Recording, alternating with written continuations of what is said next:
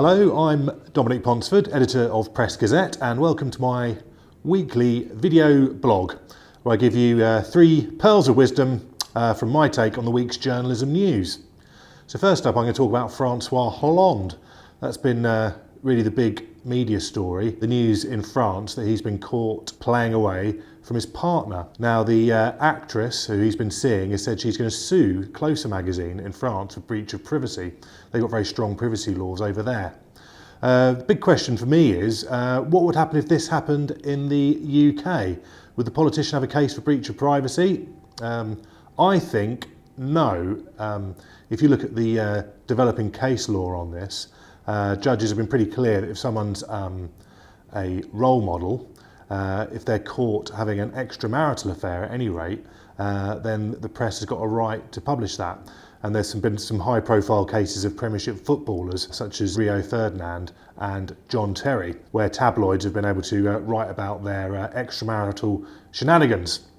So I think if we had a Prime Minister, even if he was unmarried but was playing away from his partner, I think in the UK still we'd have a right to write about that and talk about his private deception and how we think that informs his public persona.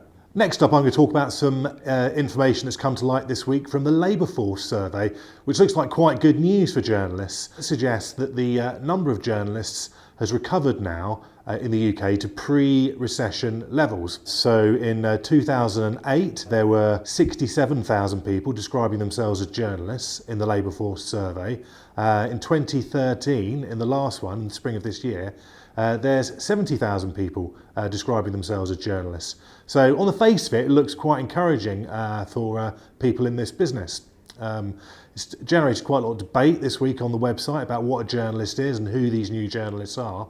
And there's no doubt that thousands of journalists working in the local press, national press and BBC have lost their jobs over the last few years. So I guess the big question is, who are these new journalists? Are they just sort of writing listicles and publishing GIFs of cats doing amusing things? Or are they really reporting the news without fear or favour and holding people in power to account?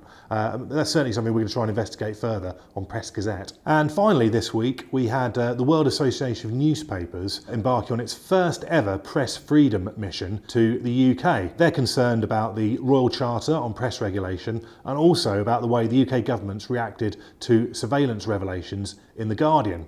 They see the UK really as being a paragon of press freedom and worry about anything that's going to undermine that and the effect that will have on other countries around the world. So up to a point, I think that's fine, but I think WANIFRA might also raise the question of the 61 UK journalists who've been arrested over the last 3 years. Now, whatever you think about what's going on in the Central Criminal Court at the moment in the hacking trial, I think many journalists would agree that it's quite alarming that we've had 61 colleagues arrested over the last few years. And next year, even if only half those people were sent to prison, we would become the third worst country in the world for imprisoning journalists, somewhere between China and Iran. So I think maybe that's something that WANIFRA could also be looking at this week on their press freedom mission. If you want to read more about all these stories, look at pressgazette.co.uk.